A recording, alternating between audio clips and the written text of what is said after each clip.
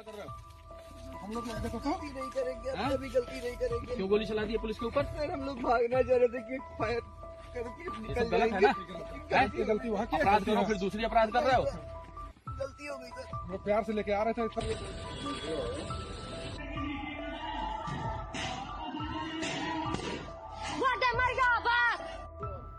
और ये घटनाएं जो हो रही हैं वो सरकार की नाकामी की वजह से हो रही हैं। सरकार अपनी नाकामी छिपाने के लिए इनकाउंटर कर रही है। ये पहले से फर्जी इनकाउंटर करा रही है, चाहे वो मंगेश यादव का हो, अजीत प्रताप सिंह का हो, चाहे ये बहराइच। ये प्रदेश में फर्जी एनकाउंटरों की एक लिस्ट है, चाहे वो विकास दुबे हो, चाहे अभी वो यादव जी का हो। अब इस तरह की जिन्होंने दुकानें जला करके खाक कर दी, पूरी मार्केट जला दी और घरों में घुस करके औरतों के साथ बदतमीजी की, उनका भी इलाज करना चाहिए। और भगवा झंडा लहराया जा रहा है तो फिर फूल तो बरसेंगे नहीं। जो हुआ तो यही होना करना है।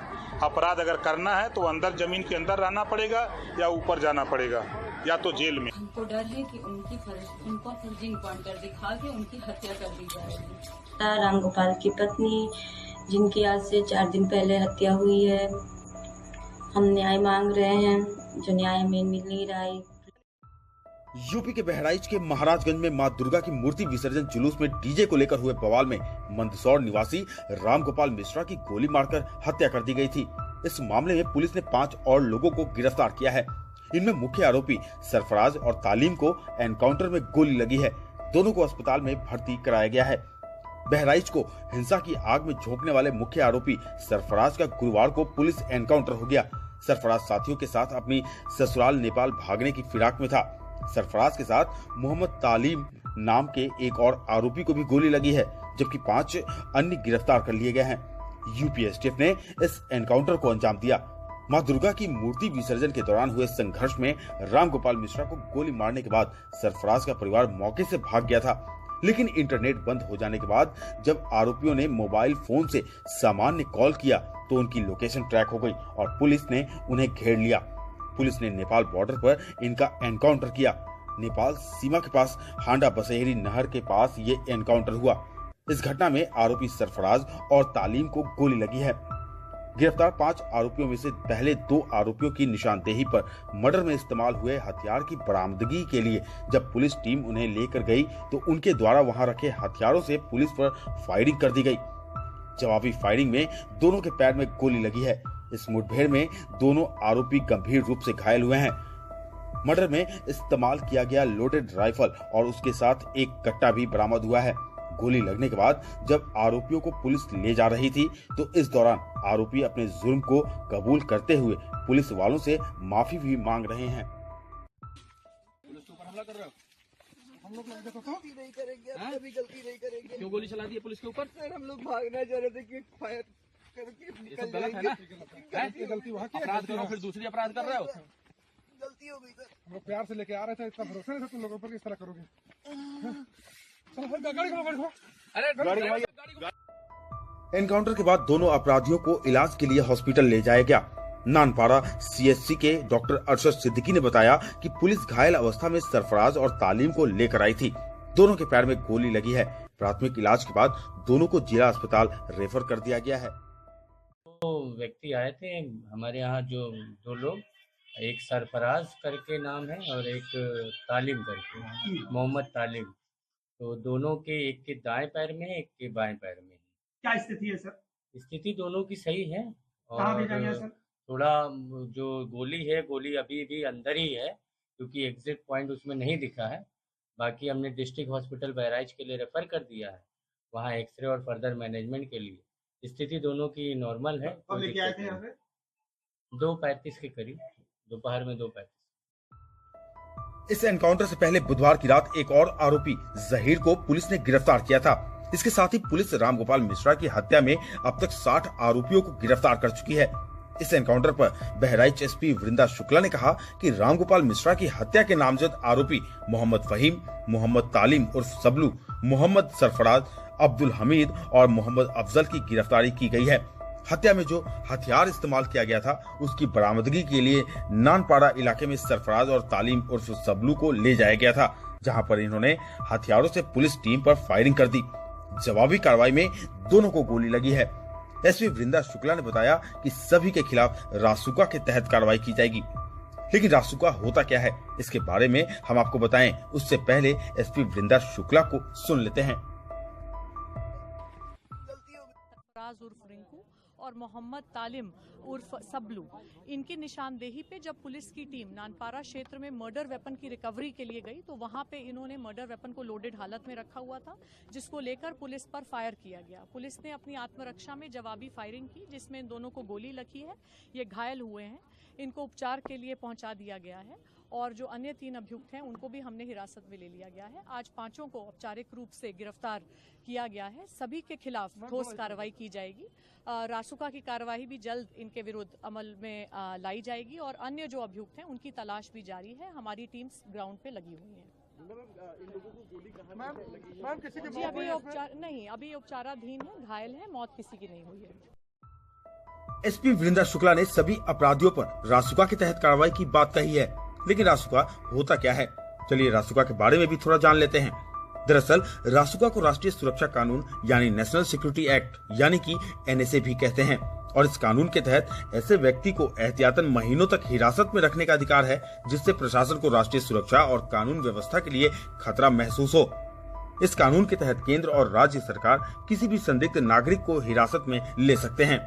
रासुका या एनएसए कानून को 23 सितंबर 1980 को तत्कालीन प्रधानमंत्री इंदिरा गांधी की सरकार द्वारा लागू किया गया था। इस कानून के तहत किसी भी संदिग्ध व्यक्ति को बिना किसी आरोप के 12 महीने तक जेल में रखा जा सकता है। सरकार अगर नए सबूत पेश करती है तो इस अवधि को बढ़ाया भी जा सकता है। अगर कोई अधिकारी किसी संदिग्ध को गिरफ्तार करता है तो उसके द्वारा राज्य सरकार को गिरफ्तारी का कारण बताना अनिवार्य होता है। जब तक राज्य सरकार इस अधिनियम के तहत हुए गिरफ्तारी का अप्रूवल नहीं करती है तब तक गिरफ्तारी की अधिकतम अवधि 12 दिन से ज्यादा नहीं हो सकती है। आपको बता दें, गिरफ्तारी का आदेश जिला मजिस्ट्रेट या पुलिस आयुक्त अपने संबंधित क्षेत्राधिकार के तहत जारी कर सकते हैं।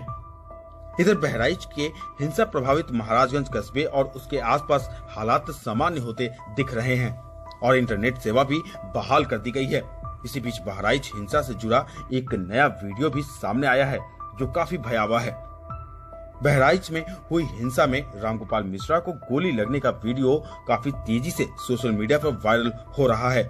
इस वीडियो में रामगोपाल मिश्रा छत पर हरा झंडा समेटते हुए दिखाई दे रहा है। इसी दौरान फायरिंग होती है और रामगोपाल मिश्रा छत पर गिर जाता है। इस वीडियो में साफ देखा जा सकता है कि रामगोपाल मिश्रा को किस तरह से गोली मारी जाती है। रामगोपाल को गोली लगते ही वीडियो में आवाज सुनाई देता है, अब्बू वो मारा गया। इस वीडियो के सामने आने के बाद ये तो साफ हो गया है कि रामगोपाल मिश्रा की 13 अक्टूबर को गोली मारकर हत्या की गई थी। रामगोपाल मिश्रा के हत्या के बाद जब उसकी बॉडी को ले जाया जा रहा था उस वक्त रामगोपाल को गोली मारने वाले सरफराज को इस वीडियो में साफ देखा जा सकता है। इधर रामगोपाल मिश्रा की पत्नी रोली मिश्रा ने वीडियो जारी करके न्याय की मांग की है।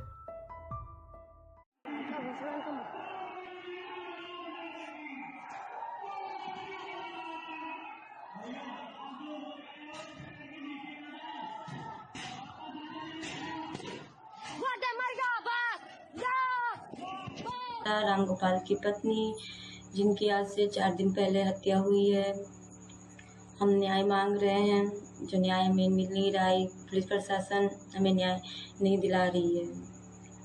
वो लोग घूस ले लिए हैं, उन्हें पकड़े तो ज़रूर हैं लेकिन उन्हें मारा नहीं गया है। हम लोगों को दिखा दिया गया है कि पैर पे गोली मारी गई है, लेकिन इंसाफ हमारे साथ नहीं हो रहा है। पुलिस प्रशासन हमारे साथ बहुत अन्याय कर रही है, हमें इंसाफ नहीं दिला रही है। और क्या ही कहें, पुलिस प्रशासन हमारा साथ नहीं दे रही है, जो हमें चाहिए वो हमें मिल नहीं रहा है। नहीं कर रही, बस हमको खाली इंसाफ चाहिए, जैसा मेरा भाई गया वैसे मारा जाए। अच्छा, 5 लोग अरेस्ट हुए है ना, जिसमें हाँ वो देखो वो सब पुलिस वाले मिले हुए हैं। पहले वो नहीं मिले थे और 3 दिन पहले कहाँ से आ गए वो, मतलब 3 दिन पहले पुलिस वाले उनको अपने साथ ले गए थे और फिर कल दौड़ा के झूठ दिखा दिया है कि मतलब मारा गया है, और वो ऐसा नहीं है, ये सब दिखावटी के लिए है। अच्छा, मतलब आपको इनकाउंटर पे शक हो रहा है कि ये इनकाउंटर है ही नहीं जी, वो नहीं, वो तो दिखावटी के लिए बनाया गया है खाली। बस हमको खाली इंसाफ चाहिए और मोदी जी से मतलब हम ये चाहते हैं योगी जी से कि मतलब अगर हमको इंसाफ नहीं मिलेगा तो हम मतलब पूरे परिवार समेत मर जाएंगे जाके वहीं। आपके लिए मर जाएंगे? हाँ, मर जाएंगे, अपने को खुद जला लेंगे वहीं जाके।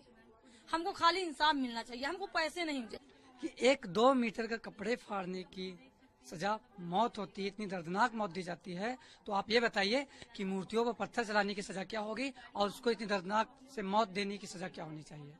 आप ये बताइए। पैर में गोली मारनी चाहिए बस, और कुछ नहीं होना चाहिए। न्याय होना चाहिए।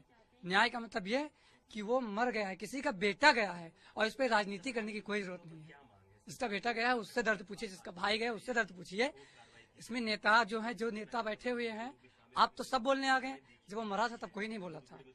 ये सवाल है मेरा सभी। कौन नेता राजनीति कर रहा है? अखिलेश यादव कर रहे हैं ना, अखिलेश यादव कर रहे हैं, ओवैसी कर रहे हैं। तब तो नहीं बोले थे ये।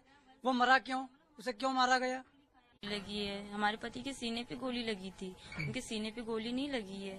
जब तक उनकी सीना पूरा छल्ली नहीं हो जाएगा जैसे कि हमारे पति का था, तब तक सुकून नहीं मिलेगा। ना हमें मिलेगा, ना ही हमारे पति को मिलेगा, ना ही हमारी पूरी फैमिली को मिलेगा। जैसी मांग कर रहे हैं वैसी मांग हमें चाहिए, खून के बदले खून। रामगोपाल मिश्रा के सभी हत्यारे अब पुलिस की गिरफ्त में हैं। गिरफ्तारी के बाद आरोपी अब्दुल हमीद की बेटी रुखसार का एक वीडियो सामने आया है। इस वीडियो में रुखसार कह रही है कि बुधवार की शाम 4 बजे मेरे पिता अब्दुल हमीद, मेरे 2 भाई सरफराज, फहीम और उनके साथ एक अन्य युवक को यूपी एसटीएफ ने उठा लिया था। मेरे पति और मेरे देवर को पहले उठाया जा चुका है। किसी भी थाने से उनकी कोई खबर नहीं मिल पा रही है। हमें डर है कि उनका एनकाउंटर कर हत्या की जा सकती है। रुखसार ने प्रधानमंत्री नरेंद्र मोदी और मुख्यमंत्री योगी आदित्यनाथ से अपने परिजनों की सुरक्षा की अपील की है। मैं बहराइच के वानागंज की रहने वाली हूँ। मेरा मायका महाराजगंज में है। रविवार को जो वहाँ दंगा हुआ है, उसमें जिस आदमी की मृत्यु हुई है, उसका इल्जाम मेरे पिता और मेरे भाइयों पे आया है। मेरे पिता का नाम अब्दुल हमीद और मेरे भाई का नाम सरफराज अहमद और मोहम्मद फहीम है। उस दंगे के बाद 14 तारीख को एसटीएफ की टीम मेरे घर पहुंची और वहाँ देवानागंज पहुंची मेरे ससुराल, और वहाँ मेरे घर की तलाशी ली। जब वहाँ कोई नहीं मिला तो वो लोग मेरे पति ओसामा और मेरे देवर शाहिद को लेके चले गए। उसके बाद से उन लोगों का कोई अता पता नहीं चल रहा है। कल 16 तारीख को जो है मुझे गांव से कुछ पता चला कि जो है कल 16 तारीख को गांव से मुझे खबर मिली कि धर्म कांटे के पास से मेरे पापा और मेरे भाइयों को अरेस्ट कर लिया गया है। उनके साथ एक लोग और हैं, 4 लोगों को अरेस्ट किया गया है, लेकिन उनका भी कुछ पता नहीं है। ना उनका कहीं कुछ दिखाया जा रहा है, किसी थाने में भी वो नहीं है, ना कोई कप्तान कुछ बता रहे हैं, ना मीडिया में कुछ पता चल रहा है। हमको डर है कि उनका फर्जी इनकाउंटर दिखा के उनकी हत्या कर दी जाएगी और मेरे पति ओसामा और शाहिद को भी मेरे पति ओसामा और शाहिद की भी हत्या कर दी जाएगी। अध्यक्ष से निवेदन करना चाह रहे हैं, प्रधानमंत्री जी से, मुख्यमंत्री जी से निवेदन करना चाह रहे हैं कि हमको डर है कि उनकी हत्या कर दी जाएगी, इस वजह से उनकी सुरक्षा की अपील कर रहे हैं। रामगोपाल मिश्रा के हत्यारों के एनकाउंटर पर सियासत की चिंगारी भी अब सुलग गई है। सपा अध्यक्ष अखिलेश यादव ने बहराइच में रामगोपाल मिश्रा के आरोपियों के एनकाउंटर पर सवाल उठाए हैं। चलिए सुन लेते हैं क्या कह रहे हैं अखिलेश यादव। और ये घटनाएं जो हो रही हैं वो सरकार की नाकामी की वजह से हो रही हैं। सरकार अपनी नाकामी छिपाने के लिए एनकाउंटर कर रही है। एनकाउंटर, नई परिभाषा में हाफ एनकाउंटर और भी कई परिभाषाएं जो सरकार ने बनाई हैं। अगर एनकाउंटर से ही लॉ एंड ऑर्डर बेहतर हो रहा होता तो अभी उत्तर प्रदेश कई आंकड़ों में और प्रदेशों से अच्छा होता। जीरो टॉलरेंस का नारा देने वाले उन्हें खुद अपने आप पर सोचना चाहिए। ये एडमिनिस्ट्रेटिव फेलियर था, सरकार का फेलियर था कि जब वहाँ पर तय था, पुलिस की जानकारी में था, तो आखिरकार आपने शांतिपूर्ण ढंग से क्यों नहीं प्रोसेशन को ले जाने दिया या उस कार्यक्रम को संपन्न क्यों नहीं करा पाए। जो लोग एक शांतिपूर्ण तरीके से एक कस्बे गांव का या आसपास के लोगों का कार्यक्रम शांतिपूर्ण से संपन्न नहीं करा पा रहे हैं, उनसे लॉ ऑर्डर की क्या उम्मीद करेंगे आप? और फिर ये इनकाउंटर, हाफ इनकाउंटर, ये डराने के लिए हैं। आप मुझसे ना नाम बताते ना कुछ बताते, तब भी मैं कह सकता था कि इनकाउंटर किसका किया इन्होंने। इनकाउंटर करना